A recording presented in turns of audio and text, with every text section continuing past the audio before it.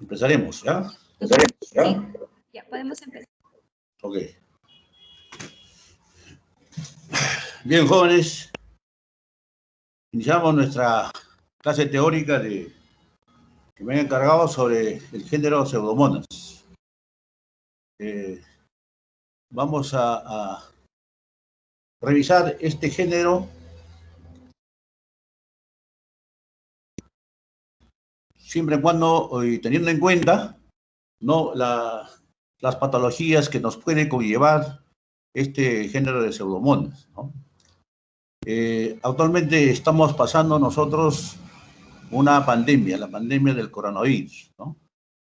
Sin embargo, en esta pandemia también hemos visto y hemos sido informados, ¿no?, que hubo muchas, fallecimientos por algunos microbios oportunistas, ¿no? En este caso estamos hablando del Pseudomonas, ¿no? Es así que esta Pseudomonas es una bacteria gran negativa, ¿no?, que está generalmente en el ambiente, está en el agua, en los vegetales, ¿no?, especialmente en las zonas húmedas, ¿no? Y tiene una preferencia, digamos, para el ser humano en los centros hospitalarios, ¿no? Dentro de esos centros hospitalarios, la zona más, vulnerable son las unidades de cuidados intensivos, ¿no?, las unidades de sala de operaciones, las unidades de neonatología, ¿no?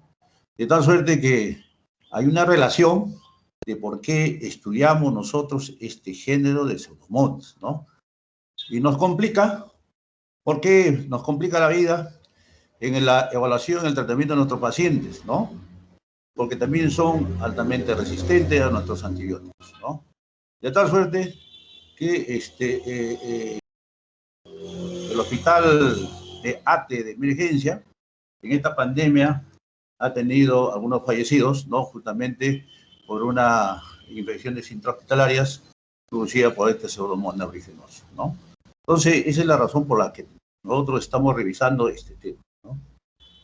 Sin embargo, también es bueno aclarar que las instituciones, los hospitales, ¿no?, nivel 3, nivel 2, los institutos, tienen comités de bioseguridad, ¿no?, y comités de infecciones intrahospitalarias, ¿no?, y actualmente denominados las famosas AIS, ¿no?, que las famosas atención de infecciones dentro de un centro de salud, ¿no?, las famosas AIS, ¿no? Entonces, ellos se encargan de estar monitoreando constantemente la presencia de esas bacterias oportunistas, y no solamente de esta Pseudomonas, también puede estar una Acinetobacter, puede estar una Actinomyceto, una Klebsiella pneumoniae, cualquier otro, ¿no?, una Salmonella, un coli, etcétera, etcétera, ¿no?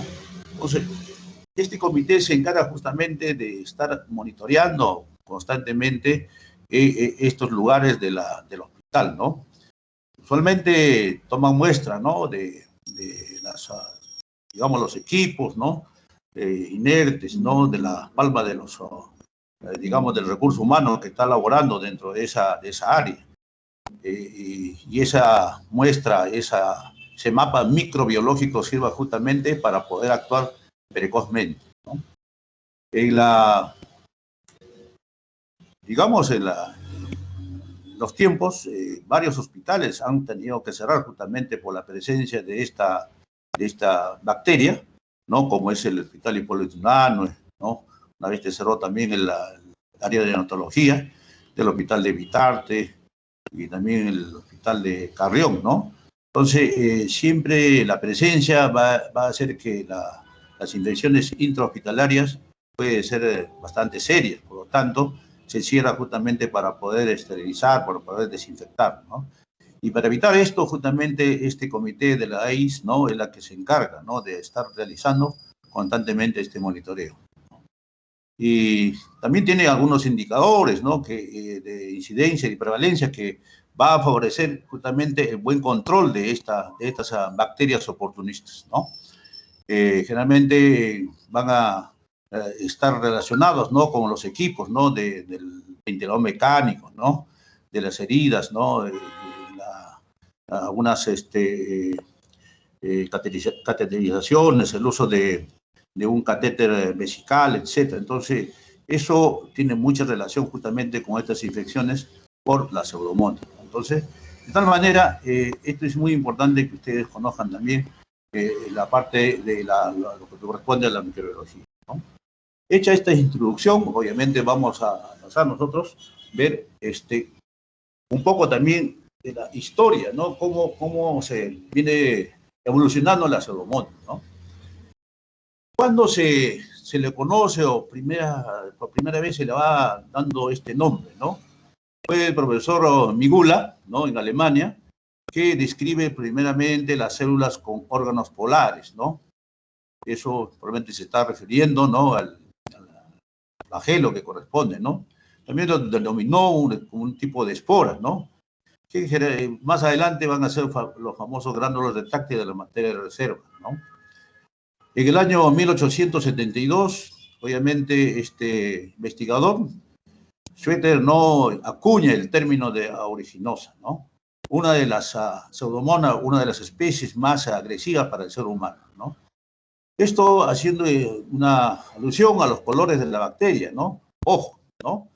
Por eso que publica, esto era debido a un pigmento, ¿no? Soluble en agua. Más adelante lo vamos a conocer como la biocianina, ¿no? Hay diferentes tipos de pigmentos que secretan justamente estas pseudomonas, ¿no? Y lo vamos a detallar más adelante, ¿no? Sin embargo, en 1882, este investigador Yesard, ¿no? Fue quien aísla, ¿no? A esta pseudomonas aeruginosa, ¿no? Más adelante, Bayeroni en 1973, ¿no? El siglo pasado, ¿no? Reporta la clasificación fenotípica basada justamente en la secuenciación, ¿no? Del ARN ribosómico, ¿no? De tal suerte que ya lo conocemos como viene descubriéndose justamente a esta pseudomonas desde siglos atrás, ¿no?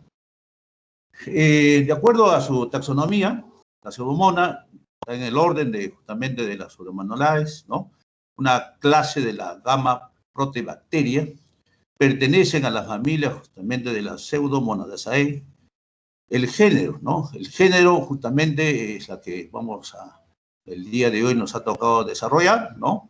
Tenemos uno de los principales, que es la pseudomonas, ¿no? Aparte tenemos las azomonas, el azobacter, ¿no? El celvibrio, ¿no? Las rigomonas, ¿no? Y vamos a observar justamente en esta gráfica que tenemos en la diapositiva, esos pigmentos característicos, ¿no? En el lado derecho estamos observando nosotros justamente ese color verde amarillento, ¿no? Característico de esta bacteria de la pseudomonas, ¿no? Microscópicamente también vamos a observarlo, ¿no? En el lado interno, ¿no? Nosotros que vienen generalmente agrupados o en pares, generalmente, ¿no? Es como digo, un bacilo gram negativo, ¿no? En la pseudomonas van a ser ovicuos, generalmente, como ya dijimos, ¿no? Se encuentran en el suelo, en compuestos orgánicos, tanto en el agua no potable, ¿no? En las vegetaciones, ambientes hospitalarios, ¿no? Ojo, eso es muy importante, los ambientes hospitalarios, reservorios húmedos, donde hay humedad, ¿no? Realmente los ambientes hospitalarios, estos equipos que están en las unidades de cuidados intensivos siempre están esterilizando, ¿no? Con elementos químicos y últimamente con elementos físicos. Entonces yo creo que esto le da un ambiente húmedo, de tal suerte que pueden desarrollar fácilmente estas hormonas, ¿no? Es necesario también que ustedes conozcan que son bacilos gram negativos, rectos o ligeramente curvados. Vamos a verlo más adelante, las características, ¿no? Típicamente pueden estar o disponerse, se puede observar en parejas, ¿no? Emplean los carbohidratos, ¿no? O la respiración aerobia, y de tal forma pueden formar el oxígeno, es el receptor terminal de los electrones, ¿no? Esto es un poco de lo que es el metabolismo de las pseudomonas, ¿no? También podemos diferenciar nosotros con una prueba, ¿no? La presencia del citocromo oxidasa se emplea para distinguir justamente de las enterobacterias, ¿no? Puede ser una Escherichia coli, ¿no? Y vemos nosotros que cuando es positivo, en la coloración, da esa coloración, como ven ustedes en el esquema. También algunas especies producen los pigmentos que habíamos mencionado, que son difundibles, ¿no? Por ejemplo, la tiocianina da un color azul, ¿no?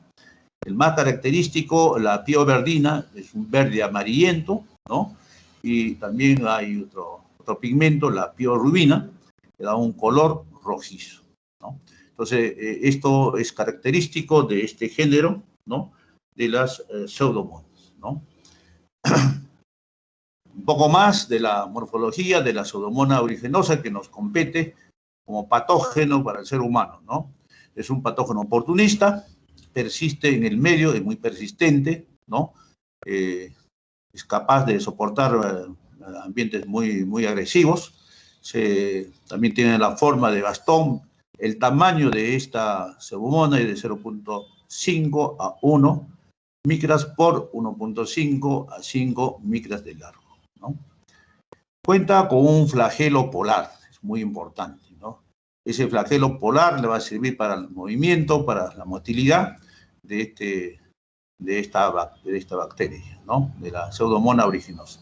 Vemos en el recuadro, vemos ahí los flagelos, muy característico, muy aparte también tiene unas fimbrias, ¿no? Unos pilis alrededor de ese flagelo, ¿no? Otra característica morfológica es la que son aerobios facultativos, ¿no? Pueden crecer a temperaturas de 20 a 43 grados centígrados. En este caso son incapaces de fermentar la lactosa, ¿no? Producen algunas proteasas, como son la proteasa alcalina, ¿no? También hay otras proteasas, como es la proteasa cuarta, y las tasas, que en definitiva, ¿sí?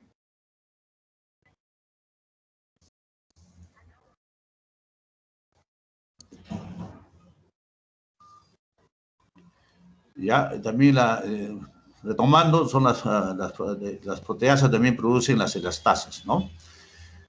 Son responsables de aproximadamente entre el 10 y el 15% de las infecciones nosocomiales. Esto puede variar de acuerdo al informe, ¿no? Si estamos en una UCI, estamos en una sala de operaciones, ¿no? Si es un infante, pero sí fluctúa, ¿no? E incluso hay investigaciones que reportan hasta el 20-27%, ¿no? De las infecciones nosocomiales, ¿no? Sin embargo, es importante porque las infecciones intrahospitalarias se va a dar justamente por esta bacteria oportunista, ¿no? Afecta principalmente a los pacientes inmunocomprometidos o deprimidos, ¿no? A los quemados, ¿no? Y obviamente aquellos que tienen una enfermedad, una comorbilidad, ¿no? Pacientes vulnerables que últimamente tenemos muy presente con esta pandemia, ¿no? Aquellos pacientes también que quemados, que obviamente sus defensas han sido tomadas, muy fácilmente que ingresen, ¿no? En la sala de quemados, incluso también digamos, la incidencia de estas infecciones son bastante altas, ¿no? Por pseudomonas. También aquellos pacientes que sufren enfermedades pulmonares obstructivas crónicas, en el EPOC también puede darse lugar de esta infección nosocomial, ¿no? La fibrosis quística de por sí, un problema hereditario, ¿no? Que hay una lentitud en cuanto a la eliminación del moco y el compromiso, obviamente también es otro factor que predispone para que pueda tener una infección nosocomial por pseudomona aeruginosa, ¿no? Ahora veremos un poco de la patogenia y obviamente también de sus determinantes antigénicos que corresponden justamente a la pseudomona aeruginosa, ¿no? Presenta algunos elementos como son las adhesinas, el sistema de secreción tipo 3, ¿no? Que significa para la inyección justamente de las toxinas, ¿no? Dentro de estas células anfitrionas, ¿no? Que vale decir el huésped, ¿no? También dentro de esas adhesinas que vamos a describirlo, los famosos flagelos, ¿no? Flagelos, ¿no? Que hemos visto nosotros tiene un flagelo polar. En el torno va a tener los famosos pilis o fimbrias, que también juegan un papel importante dentro de la patogenia de esta bacteria, ¿no? También tiene otro elemento, los lipopolisacáridos, ¿no? Y los famosos alginatos, ¿no? A su vez también presenta unos lípidos A, ¿no? De los lipopolisacáridos responsables de la actividad de la endotoxina, ¿no? Que corresponde, que determina la enfermedad. Estos alginatos que estamos conversando, ¿no? Son exopolisacáridos, ¿no? Mucoides, ¿no? Que son polisacáridos, ¿no? Que contiene justamente esta bacteria, ¿no? De la pseudomonas, ¿no? Ese mucoide forma una cápsula muy importante, ¿no? Y protege al microorganismo de la fagocitosis y la actividad de los antibióticos. Ven ustedes, entonces, estos exopolisacáridos lo cubren, ¿no? Prácticamente llegan a cubrir, ¿no? A esta bacteria, de tal suerte que se protege y van a ser indemnes a la fagocitosis y obviamente la actividad de los antibióticos, ¿no? Y más adelante vamos a ver también otro tipo de, digamos, de protección de esta bacteria de la pseudomonas, ¿no? También otro determinante antigénico es la exotoxina A, ¿no? Esta probablemente participe también en la famosa dermonecrosis, ¿no? Que sucede, ¿no? Una necrosis a nivel de piel, ¿no? Que tiene generalmente en los quemados, ¿no? Va a haber ese tipo de lesiones de la necrosis, obviamente a veces extensa, ¿no? Que tienen que, obviamente, repararle con un injerto, ¿no? Daño también puede haber esta pseudomonas, un daño corneal, ¿no? Ojo, a nivel de los ojos también, ¿no? Produciendo algún tipo de lesión como unas úlceras, ¿no?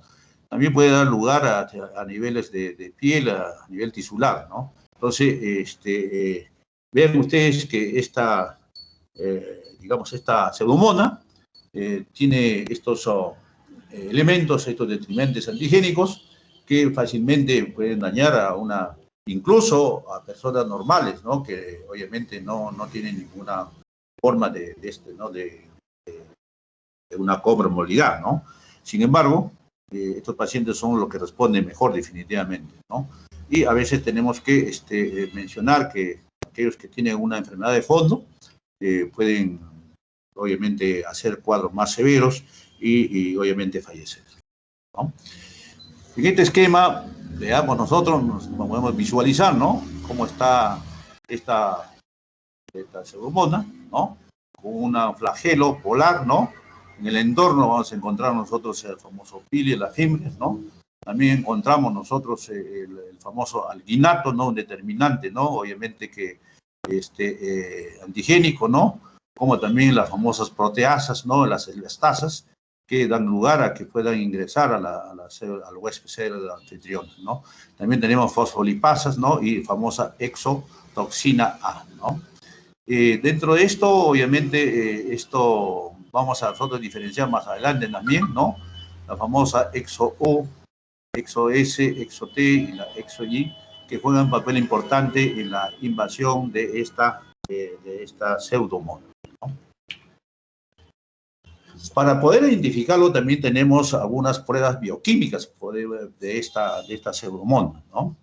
Especialmente la pseudomonas aeruginosa, ¿no? Podemos nosotros sembrar, ¿no? En un medio de Maconkey, ¿no? Un agar sangre, o puede ser un agar cetremide, ¿no? Y luego haciendo obviamente la correspondiente aislamiento, sometemos nosotros a un test de citrato de zimos, ¿no? Que es positivo, un test de la oxidasa también es positivo, como hemos visto anteriormente, ¿no? Y la producción del pigmento, de la piosecina o la biorubina también es positivo, ¿no? Mientras que las otras pruebas van a ser negativas. De una manera, identificar también justamente la pseudomonas aeruginosa, ¿no? En cuanto a la patogenicidad, estos factores que hemos mencionado de la pseudomonas aeruginosa van a estar asociados justamente, ¿no? Al flagelo, ¿no? Propiamente a la célula bacteriana, el flagelo, ¿no? Y tenemos también ahí determinando, ¿no? Los genes o las proteínas involucradas, ¿no? También tenemos al pili, ¿no? Y las proteínas de membrana y también los famosos exotoxinas, los secretados, ¿no?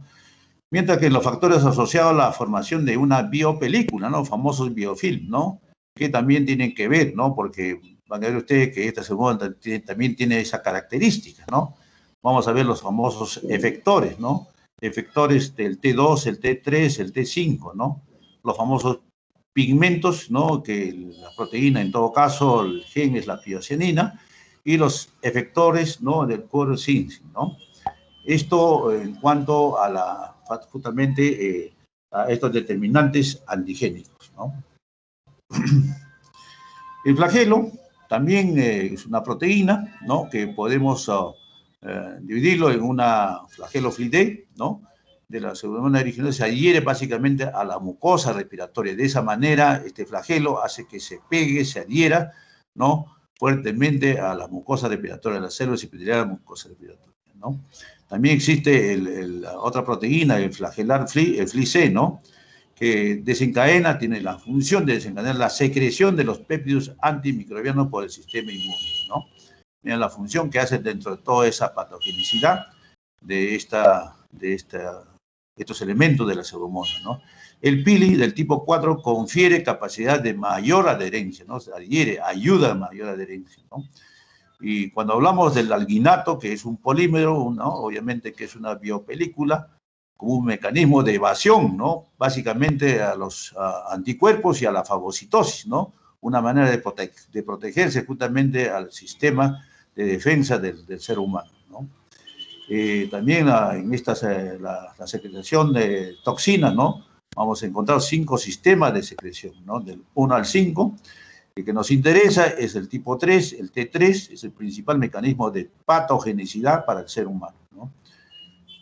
También mencionamos nosotros la presencia de toxinas importantes, como ya describimos, ¿no? La pirocenina es un color azul verdoso, como nosotros no habíamos visto, produce metabolitos, tiene efectos proinflamatorios, ¿no? Y obviamente que eso nos va, obviamente también da unos productos, digamos, aparte de ser proinflamatorio, también da efectos oxidativos, ¿no? La pirocenina. Acá vamos a ver, ¿no? Cómo se puede formar justamente ese biofilm, ¿no? Ese biofilm que es característico de la pseudomonas y está justamente en las salas de las unidades de cuidados intensivos, en las salas de operaciones. Obviamente, ¿no? Vemos acá nosotros de manera aislada la pseudomonas.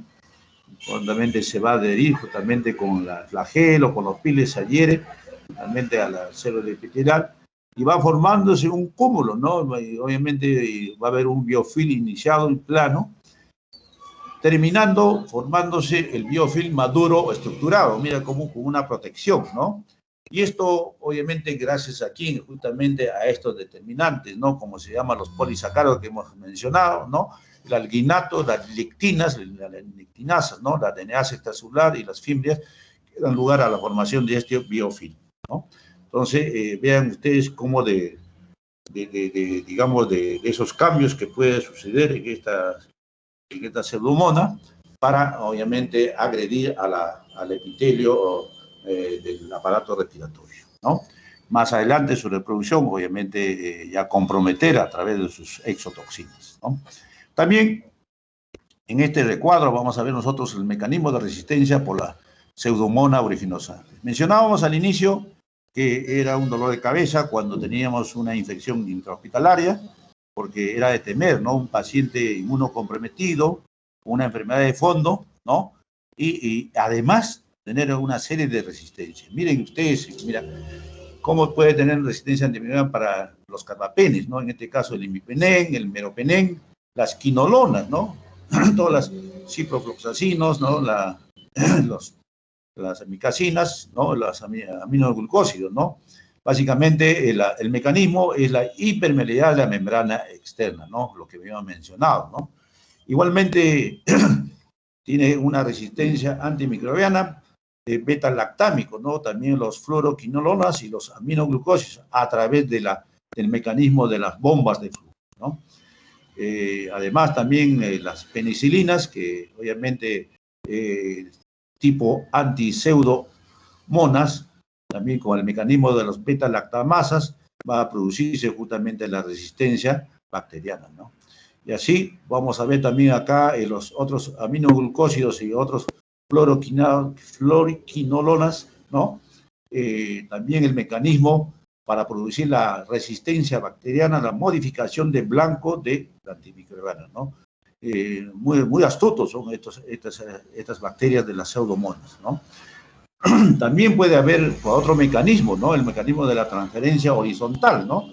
Que obviamente produce resistencia antimicrobiana, en este caso el ejemplo de la penicilina, las cefaloporinas y el imifenec, ¿no? Y así ven ustedes que esta pseudomona presenta justamente varias resistencias bacterianas a varios antibióticos, ¿no?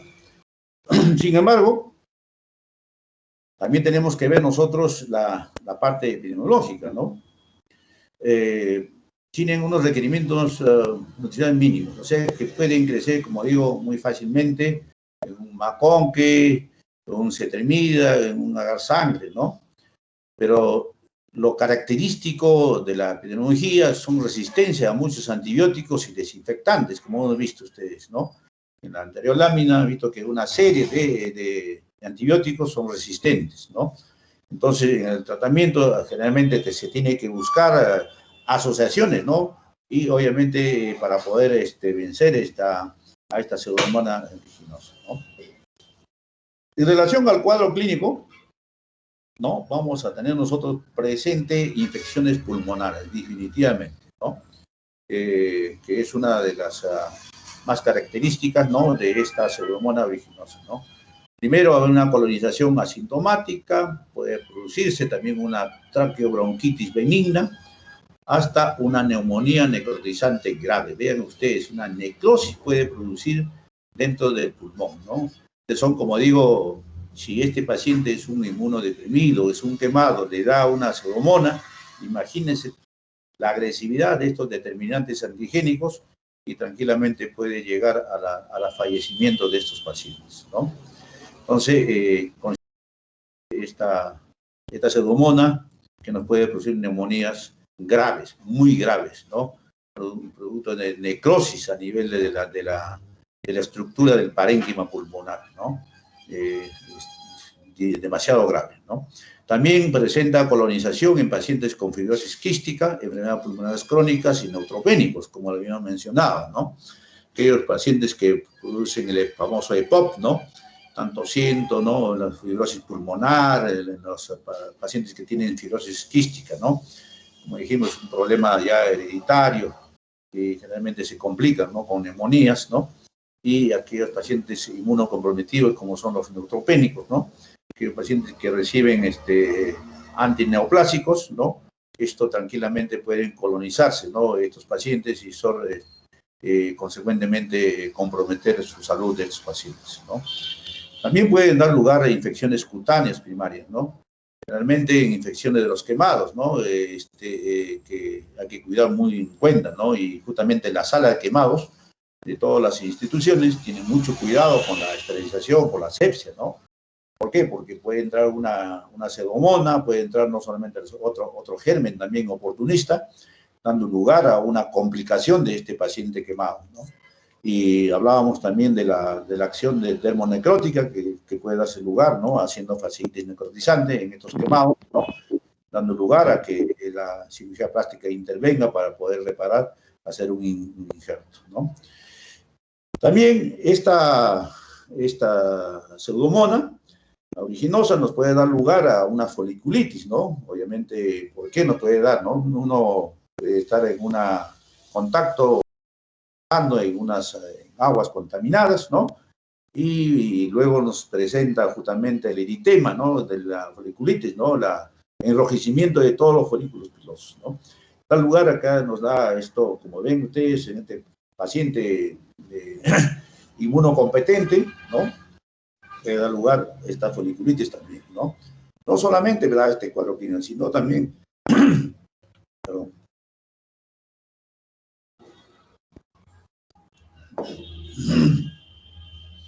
otras patologías clínicas también puede dar lugar a esta pseudomonas aeruginosa, ¿no? Por ejemplo, la osteocondritis, ¿no? Que viene a ser básicamente una inflamación, ¿no? Del hueso y del cartílago, dando lugar a una limitación, ¿no? Una limitación en los movimientos, ¿no? De la articulación afectada, ¿no? Hay artralgia, dolor, ¿no? De tal suerte que es necesario también su identificación, que es una pseudomonas, ¿no? Ojo que esta pseudomonas también puede localizarse, no solamente por vía inhalatoria, ¿no? También puede ser directa, ¿no? Por inoculación, ¿no? Infecciones del tracto urinario también puede darse lugar, ¿no? Relacionadas justamente al uso prolongado de las sondas urinarias de larga duración, ¿no? ¿Qué quiere decir? Aquellos pacientes que han sido sometidos, por ejemplo, a una prostatectomía, ¿no? Una resección de la próstata, a veces necesario, a una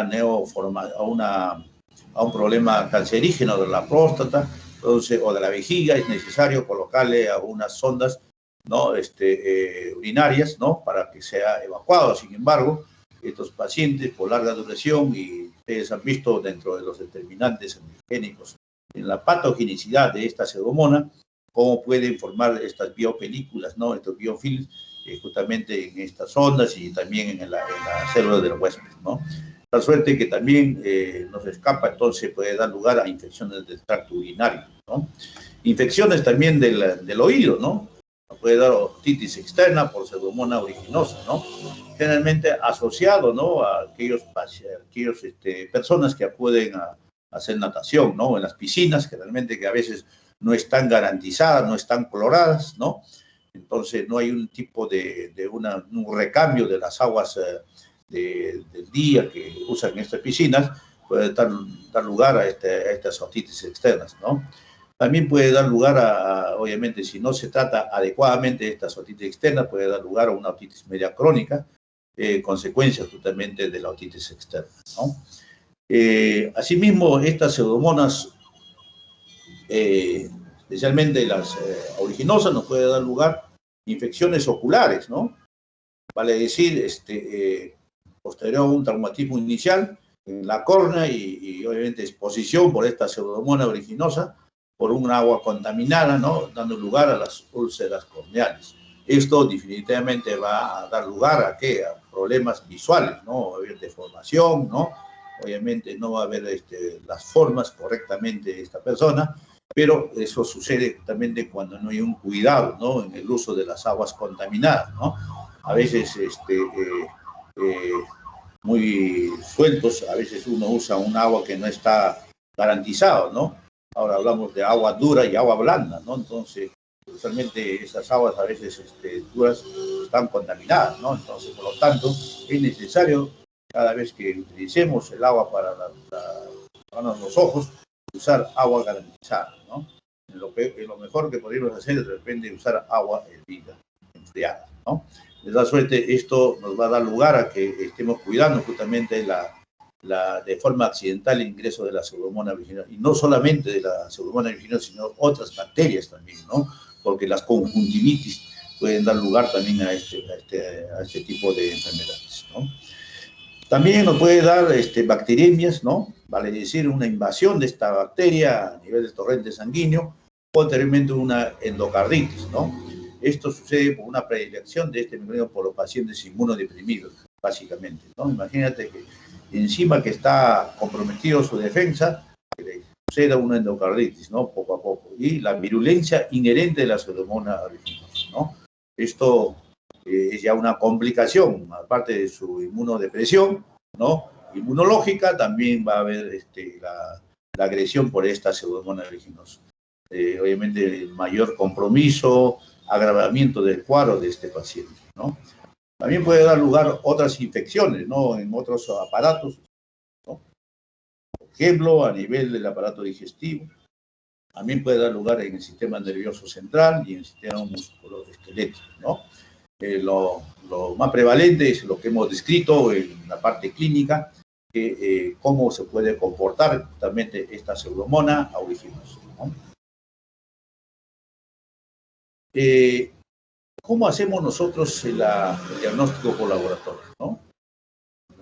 Vamos a ver al microscopio la observación de estos bacilos gram negativos, ¿no? Delgados, dispuestos sueltos, formando generalmente en parejas, como hemos mostrado en la primera diapositiva, nos sugieren que es una pseudomonas, definitivamente, ¿no? Sin embargo, también tenemos nosotros los famosos cultivos, ¿no? cultivo que, como mencionábamos, no era muy exigente para el crecimiento de la pseudomonas, ¿no? Podemos sembrar nosotros en un maconque, en un agar sangre. En nuestra práctica de nuestra institución, de la universidad, usamos nosotros el agar cetrimide, ¿no? El agar cetrimide, que obviamente que básicamente nos va a dar lugar, ¿no?, a la formación justamente de esa coloración, ¿no?, que hemos observado en la primera diapositiva. Para la identificación en estos cultivos vamos a ver nosotros que el crecimiento es rápido y forma colonias planas con bordes que se va extendiendo. Vamos a ver más adelante, ¿no? En el agar sangre vamos a ver beta hemólisis, ¿no? Eso es muy importante, una pigmentación verdosa relacionada a una producción del pigmento azul, ¿no? Y también, si es amarillo verdoso, la pioverdina, ¿no? Y el olor es característico a uva, ¿no? Ojo, para poder identificar nosotros en este medio de cultivo y obviamente poder hacer nuevamente el replicado para observarlo al microscopio, ¿no? Es la forma que hacemos el diagnóstico en laboratorio, ¿no? Acá vamos a ver nosotros justamente la pseudomonas aeruginosa, ha crecido justamente en el agar cetrimide, y esa coloración característico, ¿no? Y ven ustedes estas colonias, ¿no?, de la pseudomonas aeruginosa, ¿no? En el lado, la imagen del lado izquierdo, vamos a tener nosotros también en una agar maconque, ¿no?, en la cual el crecimiento no podemos diferenciar acá, ¿no? Vean ustedes, ¿no?, que puede confundirse con las colonias del E. coli, ¿no? Sin embargo, la originosa es más pequeñita, ¿no? Y justamente acá podemos hacer nosotros la prueba del citocromo oxidasa, va a ser positivo justamente en la pseudomonas aeruginosa, ¿no? De esta suerte podemos identificar nosotros también a esta pseudomonas, ¿no?, que nos afecta a los seres humanos, ¿no? El tratamiento es bastante frustrante, porque ya lo dijimos, cómo es la resistencia bacteriana y los mecanismos, cómo se produce esta resistencia bacteriana de la pseudomonas aeruginosa, ¿no? Sin embargo, las bacterias suelen presentar bastante resistencia a los antibióticos, ¿no? Generalmente los pacientes están infectados con las defensas alteradas, como mencionábamos, ¿no? O sea, pacientes inmunocomprometidos con algún tipo de comorbilidad, ¿no?, como es la fibrosis quística, es el EPOC, son los quemados, ¿no?, etcétera, ¿no? Es necesario la combinación de antibióticos definitivamente, ¿no? Hay que combinar, ¿no?, un carbapen con una cefalosporina, etcétera, ¿no?, de acuerdo, obviamente, también cómo nos van los cultivos, ¿no? Lo principal es acá prevenir la contaminación de los equipos estériles. Eso es lo principal, ¿no? Este comité de infecciones intrahospitalarias de las instituciones, como también de los famosos, las IAS, ¿no? Estos comités hagan un control, ¿no?, muy cercano, muy a tiempo, ¿no?, de estos equipos que se pueden tener ahí en las unidades de cuidados intensivos, en salas de operaciones, y también, obviamente, en las salas de diálisis, ¿no?, en las salas de nefrología, ¿no?, en las salas de trasplante, donde hay, obviamente, una coronalidad, hay que estar muy atento, obviamente, a la desinfección y a la esterilización, ¿no? Felizmente tenemos nosotros ya actualmente elementos muy eficaces para la esterilización, incluido las esporas, ¿no? Y no era como antes pasarle solamente algunos elementos químicos, ¿no?, como es el formaldehído, ¿no?, etcétera. Ahora tenemos ya el peróxido, el oxígeno 99, ¿no?, que es muy bueno, ¿no? Vamos a ver nosotros en la imagen inferior cómo se ha producido una infección, ¿no?, por pseudomonas, ¿no? Ven ustedes, ¿no?, la dermonecrosis, ¿no?, en esta imagen, ¿no? Y en el lado derecho van a ver ustedes una foliculitis, ¿no?, justamente por la aeruginosa, ¿no?, por la pseudomonas aeruginosa. Vean cómo este miembro de este paciente está comprometido, ¿no? Por lo tanto, la pseudomonas aeruginosa, ¿no? Esto es en cuanto a la pseudomonas, ¿no?, que es una bacteria gram negativa, conflictos, ¿no? Que es un oportunista, ¿no? Que nos da dificultades, problemas en salud, ¿no? Básicamente en los hospitales y dentro de los hospitales, en estos lugares especiales donde están justamente los pacientes más comprometidos, ¿no? Ahora pasaremos a ver algunas otras bacterias que también son importantes porque también son oportunistas, ¿no? Como es el género de la Burkholderia, ¿no? Esta también es un patógeno oportunista, ¿no? Tiene varias especies, como es el género de la Burkholderia cepacia, que es la más principal para el ser humano. Tenemos la gladioli, ¿no? Y la pseudomalie, ¿no? ¿Qué es lo que nos va a producir esta Burkholderia, ¿no? Infecciones pulmonares, ¿no? Comprenden desde colonización, ¿no? Colonización hasta bronconeumonía. Puede estar colonizado, pero si hay una respuesta inmunológica adecuada, podemos salvarlo. Pero si no, obviamente hay una comorbilidad de fondo, igualmente terminamos en una neumonía primaria, ¿no? Básicamente en aquellos pacientes, como digo, comprometidos, como es la fibrosis quística, nuevamente, ¿no? Y enfermedad reumatosa crónica, ¿no? Fibrosis pulmonar, etc. Lo interesante de esto que son muy sensibles a este antibiótico, que es el trimetoprim sulfamethoxazol, ¿no? Que se da 2 veces por día, ¿no? Interesante porque obviamente es una sulfa muy antigua, muy conocida, ¿no? Y que responde muy bien en este género de la Burkholderia, ¿no? Otro género que también en mi hospital hasta 3 casos hemos determinado, ¿no? El género de la Stenotropomonas maltophilia, ¿no? Cuando nos presentamos la primera vez, obviamente nos alertamos, ¿no? Nos preocupamos porque era un género, una bacteria que no era muy usual, ¿no? Sin embargo, se percibió realmente dentro de lo que es el género de Pseudomonas. También es un patógeno oportunista, ¿no? Son resistentes a los beta-lactámicos y a los aminoglucósidos, ¿no? Ojo, que pueden dar infecciones nosocomiales más frecuentes, son bacteriemia y neumonía y complicaciones, ¿no? Y eso es lo que nos pasó en la sala de neonatología del hospital, ¿no? Sin embargo, no llegamos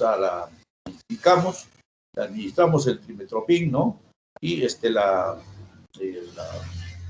sulfamethoxazol, y el paciente se recuperó con el favor de Dios, ¿no?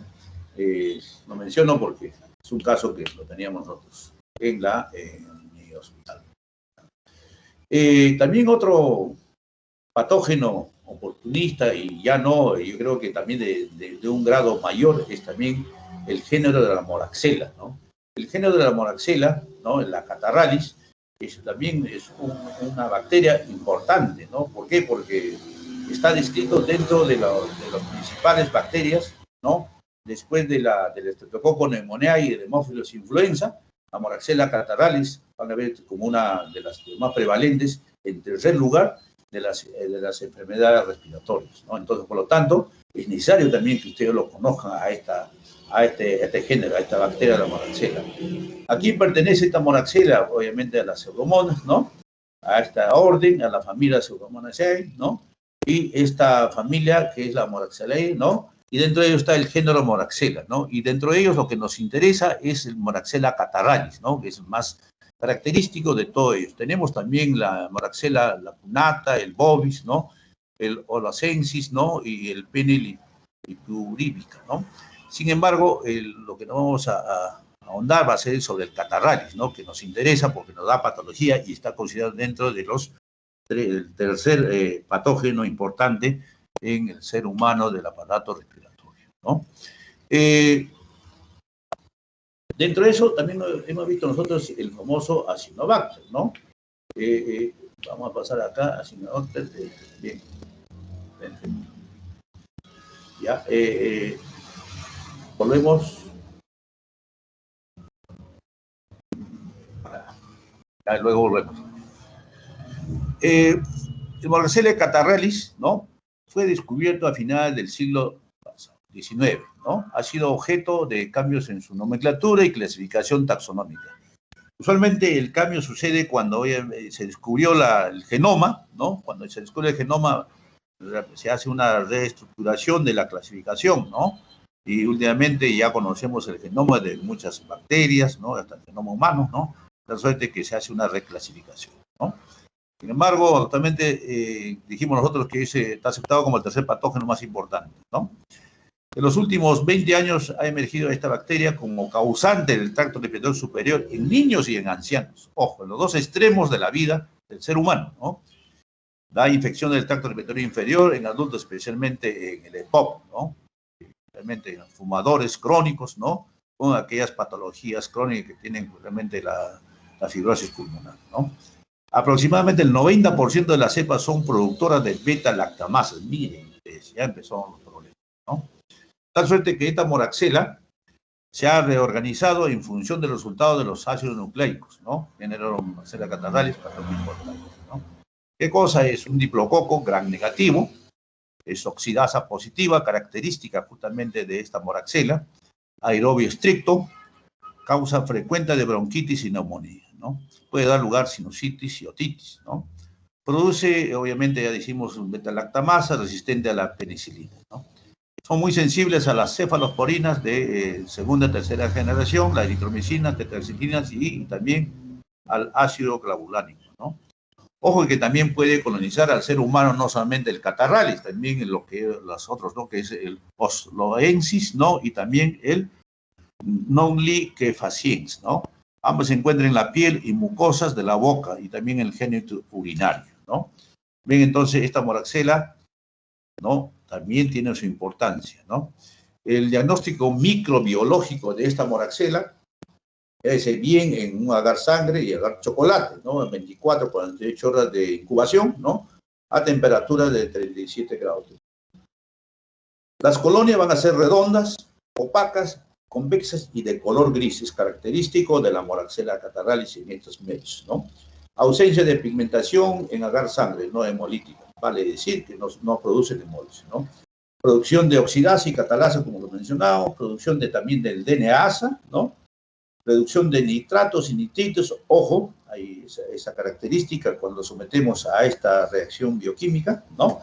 Ausencia de producción de ácidos a partir de glucosa, sacarosa y fructosa, ¿no? Eso es el diagnóstico que podemos hacer desde el punto de vista microbiológico de la moraxela, ¿no?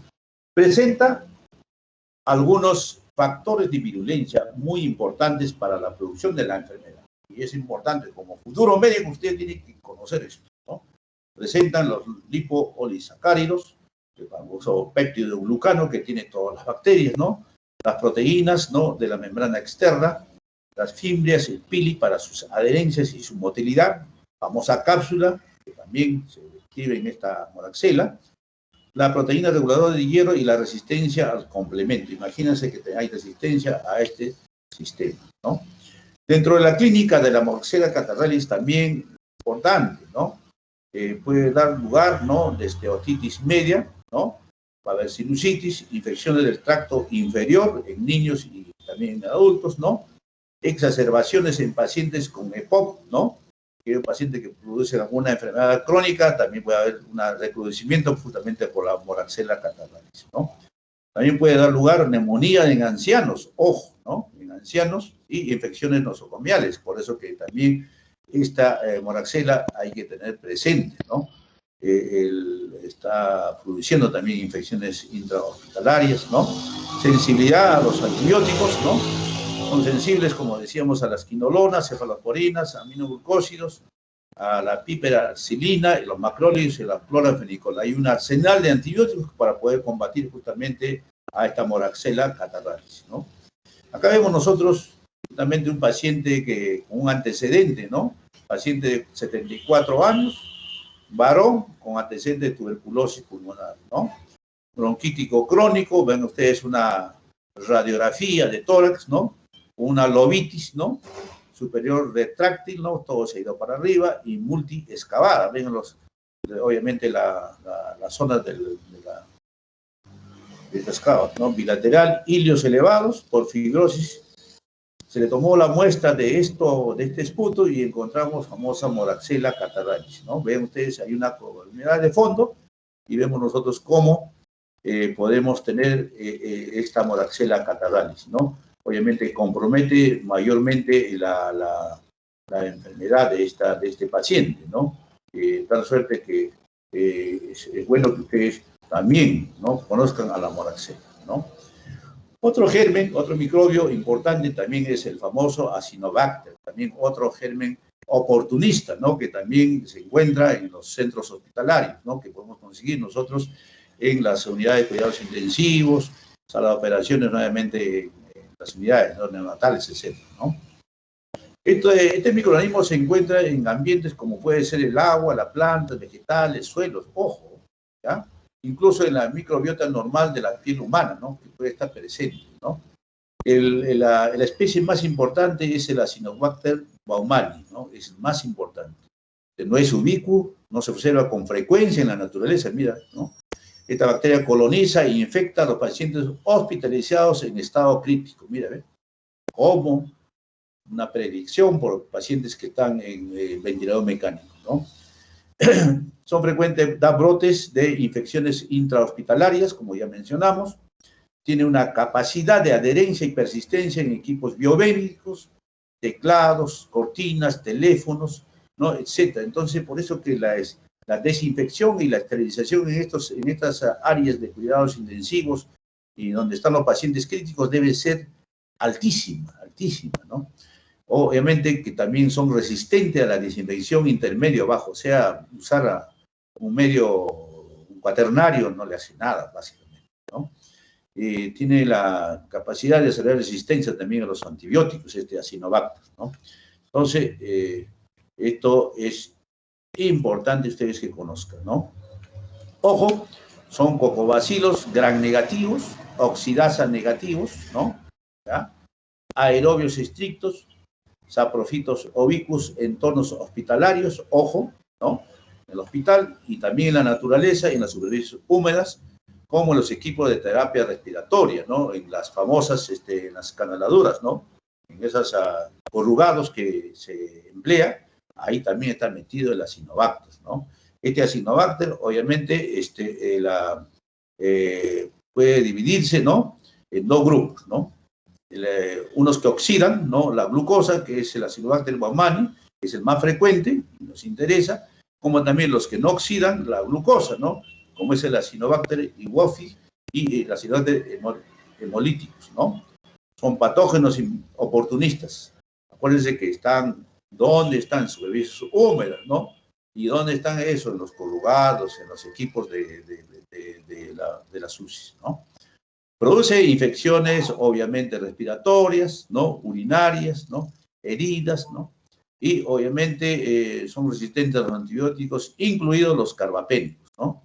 Ojo que es una bacteria que también hay que tenerlo presente dentro de esas bacterias oportunistas, como la pseudomonas, como la moraxella, ¿no?, como en este caso, como este Acinetobacter, ¿no? ¿Cuáles son los mecanismos de resistencia también? Acá, obviamente, hay un esquema, rápidamente lo vamos a pasar, ¿no? Puede producir en los grupos de los aminoglucósidos, ¿no?, como son las amicasinas, las gentamicinas. El medio es enzimas, mecanismos de resistencia es enzimas modificadoras de aminoglucósidos, metilación, ¿no?, 16S-RNA, ¿no? También por la bomba de expulsión. Las quinolonas también puede haber una mutación genética, las tetraciclinas y las ciclinas, la bomba de expulsión, ¿no?, las polimixinas, el trimetoprim, ¿no? Puede haber una alteración del blanco, el clorafenicol, también de la bomba de infusión. Son mecanismos de cómo se produce la resistencia bacteriana por este Acinetobacter baumannii, ¿no? Por eso que es necesario que también conozcan ustedes que es altamente resistente, ¿no? ¿Ok? Vamos a ver, para terminar rápidamente, también un género importante, la nocardia, ¿no?, queda dentro del orden del actinomiceto, ¿no? Entonces, actinomicetos está la nocardia, que también es importante para el ser humano, ¿no? Estos actinomicetos forman un grupo ubicuo y heterogéneo de microorganismos gram positivos, ojo, ¿no? Representan un 20-60% de la población microbiana total del suelo. Ojo, es bastante, ¿no? Están en el suelo, ¿no? Pueden encontrarse en el agua, tanto en dulces y saladas, ¿no? Ahí está la referencia. también son considerados microorganismos saprofíticos, ¿no? Ojo que es importante el rol que desempeñan por la descomposición de la materia orgánica y el ciclo del carbono mediante la producción de diversas enzimas hidrolíticas y lignolíticas, ¿no? También puede haber actividad metabólica de estos actinomicetos, ¿no? Está obviamente por la producción de metabolitos secundarios de gran diversidad, ¿no? ¿Ok?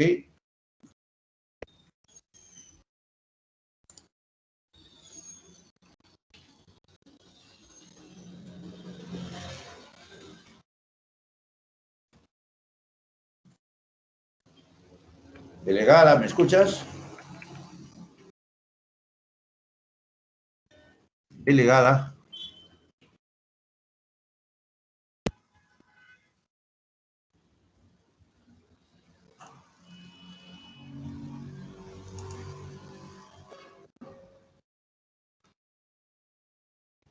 Doctor, sí se escucha, de repente en un momento se conecta la delegada. Ah, ya. Entonces, pero se ha ido la imagen. Sí, se ha ido la presentación. Ya, vamos a ver, rapidito. Abrimos, lo entramos otra vez. Ahí está la delegada. Carga.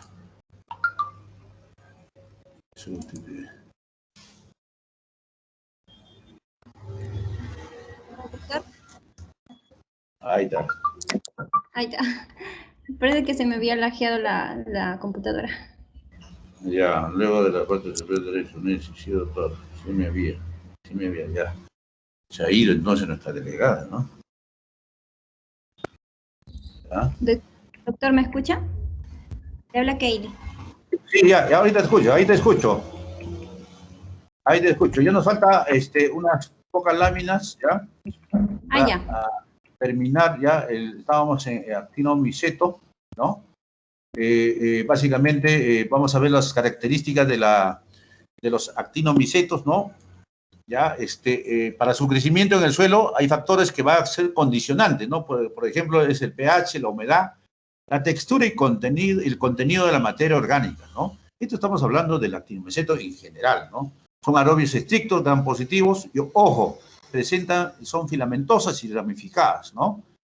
Pareciera un hongo, ¿no? Son capaces de descomponer los sustratos carbonados, como lo dijimos, ¿no? El almidón, la inulina, la quitina y la celulosa, ¿ya? Vamos a dirigirnos a los actinomicetos patógenos para el ser humano. ¿Cuáles son? Básicamente va a ser las nocardias, ¿no? Las famosas nocardias, que una de ellas es la asteroides, ¿no? La nocardia brasilensis, la actinomicetos israelí también es importante, y las otras nocardias como es la transvalensis y también el otro que es muy importante, la streptomyces, ¿no? Y eso es lo que vamos a ver rápidamente. Generalmente se adquiere la infección mediante inhalación, ¿no? Vale decir, uno inhala así como el coronavirus, material contaminado, y también por inoculación a través de la piel, accidentalmente por una punción, ¿no? Que se puede dar lugar, ¿no? Entremos nosotros a la patogenia de la nocardia asteroide que nos interesa, ¿no? Es un bacilo ácido resistente, adoptan formas filamentosas, es importante, no esporuladas en los tejidos, ocasionalmente forman gránulos miserales, ¿no? Que es un color blanco amarillento, ¿no? Ojo, puede producir algunas enfermedades, ¿no? Pero antes de entrar a las enfermedades, veamos nosotros el cultivo, ¿no? El cultivo son microorganismos aerobios, crece lentamente en 5 a 6 días, ¿no? Colonias pigmentadas, amarillas, naranjas, secas y rugosas, característico de la nocardia, ¿no? Productos patológicos, ¿qué cosa vamos nosotros como espécimen? ¿Qué es lo que tenemos que obtener? Puede ser la pus de las fístulas que pueden nosotros obtener, el esputo cuando tiene un problema respiratorio, una bronquiectasia, hacerle el esputo cuando sospechamos que estamos frente a una nocardia, ¿no? Generalmente cuando aquellos pacientes que le tratan con para tuberculosis, para hongos y no sale, y le toman la muestra de esputo y encuentran una nocardia. También podemos nosotros obtener esa muestra en el líquido cefalorraquídeo, ¿no? Al examen microscópico de esta nocardia vamos a ver extensiones coloreadas con técnica de Nielsen, ¿no? El ácido resistente, muestran bacilos ramificados ácidos resistentes. También podemos hacer la coloración Gram, ¿no? Es un Gram positivo, cortos y largos ramificados. Es característico de esta nocardia asteroides, ¿no? Las pruebas bioquímicas que también nos interesan, no fermentan los carbohidratos, no licúa la gelatina, ni tampoco producen metástasis, ¿no? También es necesario qué patología nos va a dar esta nocardia, ¿no? La nocardia pulmonar, ¿no? Es muy importante. ¿Qué cosa da? Fiebre, sudoración fría, náuseas, mareos, dolor de cabeza. Pueden llegar a convulsionar, ¿no? Y también crisis epilépticas cuando obviamente invaden el sistema nervioso. Por eso que también tenemos que hacerle, si es que sospechamos ahí, muestra de líquido cefalorraquídeo, erupciones cutáneas, ¿no? El diagnóstico básicamente se basa en el aislamiento de la nocardia, ¿no? SP puede ser por el esputo, y si no tenemos una muestra adecuada, podemos hacer un lavado alveolar, ¿no? Los neumólogos toman esa muestra previas a, digamos, requisitos para la toma del lavado alveolar, ¿no? El crecimiento en medio cultivo es lento, los hemocultivos son negativos. Ojo, ¿ya? Tratamiento, cefalosporina de tercera generación, es muy importante para el tratamiento de la nocardia asteroides, ¿no? Entonces, también tenemos el otro que mencionamos nosotros, la actinomimesis israelí, también que es importante, ¿no? Bacilo gram positivo, adoptan formas filamentosas ramificadas, ¿no? En los tejidos dan lugar a formación de los llamados gránulos de azufre, es característico de este actinomimesis israelí, ¿no? Produce actinomicosis, infección granulomatosa crónica. El cultivo en medios de tioglicolato y agar sangre también. Colonias pequeñas, blandas, grisáceas, irregulares, ¿no? De 4 a 5 días pueden crecer, ¿no? ¿De dónde tomamos la muestra? De la pus, exudados, también del esputo, ¿no?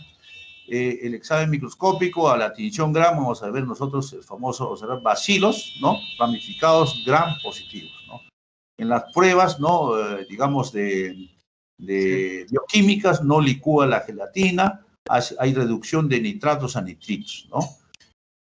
Eso es en cuanto a este actinomicosis, ¿no? Israelí, ¿no? Algunas aplicaciones industriales y ambientales, ¿no? Que pueden dar lugar a estos actinomicosis, ¿no? Por ejemplo, el estreptomisis, ¿no? Dan lugar son los más comunes, nos da lugar a la famosa estreptomicina, ¿no? Es un antibiótico de aminoglucosa que se emplea justamente para la tuberculosis, ¿no? Estreptomisis, ¿no? Estreptomisis hidroliza la quinitina, celulosa y M-celulosa, ¿no? La nocardia oxida hidrocarburos de tipo de la parafina, fenoles y esteroides, ¿no? Ojo que también es muy importante para la biofertilización, aumento de los microorganismos en el suelo, ¿no? En el famoso humus, ¿no? Acá ven ustedes las diferentes aplicaciones que podemos tener justamente de estos actinomimesis, ¿no? La nocardia de asteroides en una colonia de color amarillo del centro, vamos a ver nosotros el famoso nocardia asteroides, importante para el ser humano, ¿no? Un actinomiceto, ¿no? Vamos a ver la forma, ¿no? Ramificada, amplia, de bordes regulares, ¿no? Del actinomiceto en los tomas. Ok. Bien. Esto sería en cuanto a los temas que me han encargado revisar para la clase del día de hoy. ¿Ok? ¿Alguna comentario, preguntas sobre el tema? Doctor. Delegada, ¿sí? ¿Me escuchan? Sí, sí, te escucho. Ya. Doctor, una pregunta. Cuando usted habló acerca de las pseudomonas, de la pseudomona aeruginosa principalmente, a veces mucho se habla, por ejemplo, cuando tocamos el tema de asepsia y antisepsia, siempre se mencionaba la presencia de las pseudomonas, ¿no? Como infecciones de tipo intrahospitalario. Usted ha mencionado acerca de lo que es el desarrollo del biofilm en cuanto a las pseudomonas. Dígame, ¿cuál es la importancia principalmente de este biofilm que desarrollan, o biopelícula, ¿no? Como usted lo menciona. Ya. La importancia, definitivamente, cuando se forma un biofilm, tenemos que tener presente que ahí, ¿no? Está protegido por este biofilm las pseudomonas, ¿no? Este biofilm ellos lo conforman justamente en estos corrugados, en estos materiales de las UCIs, ¿no? Por lo tanto, este biofilm es una manera de poder contaminarse un paciente que está necesitando una ventilación mecánica. Le colocas el corrugado en la boca, ¿no? Y ese corrugado tiene ahí una pseudomonas con su biofilm, ¿no? Entonces, va respirando y obviamente es una manera de transmitirle también a esta infección, a este paciente que está críticamente enfermo. Por lo tanto, es muy importante la esterilización, ¿no? Es muy importante digamos, la desinfección de estos equipos médicos. ¿Qué pasa? Usualmente estos corrugados, estas sondas deben ser de uso, digamos, descartable, ¿no? Se debe descartar, eso es lo que recomiendan, ¿no? Lamentablemente, en los hospitales, a veces básicamente en el MINSA, estos equipos médicos son esterilizados, ¿no? Entre comillas, esterilizados, ¿no? Entonces, pero eso no garantiza, ¿no? Obviamente que toda la bioseguridad de este equipo que ha sido empaquetado, ¿no? Y esterilizado, obviamente, por eso que hay que tener mucho cuidado justamente en el uso de estos equipos. Ahora, este biofilm, obviamente, es beneficioso para, digamos, la agresión de esta pseudomonas, ¿no? Que como ven ustedes, es un cúmulo de pseudomonas y se protegen, ¿no? Y hay una capita, ¿no? Básicamente, esta capa está dada justamente por estos polisacáridos, por estas lectinas, por estas proteasas que tiene esa capacidad la pseudomonas. Entonces, lo que tenemos que es eliminar justamente y esterilizar bien. Y lo mejor que podríamos hacer es el uso de equipos descartables, equipos médicos descartables, ¿no? Sin embargo, eso tiene que ver mucho con el presupuesto que le corresponde al MINSA, ¿no? Y también digamos, a la economía de los familiares, ¿no? Cuando se le envía a comprar un equipo que cuesta 300, 400 soles, obviamente, pues, personas que se atienden a través del Seguro Integral de Salud no tienen esa capacidad, ¿no? Entonces, está presente. Entonces, la otra manera de combatir es la esterilización adecuadamente. ¿Ok?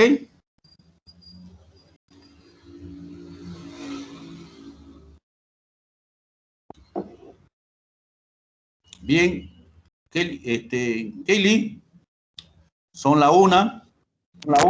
Sí, doctor. Ya, tienen otra clase, creo que programada con el. ¿Ya? No quiero. ¿Ya?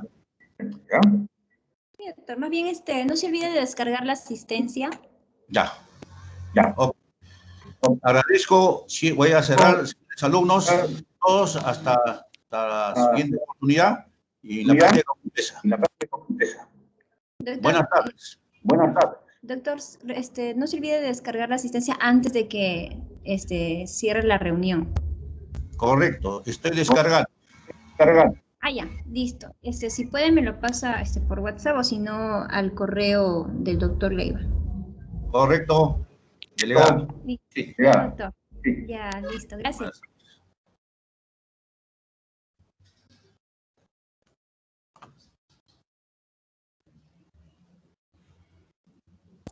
Bien, chicos, vamos para la otra reunión que el doctor Díaz ha creado.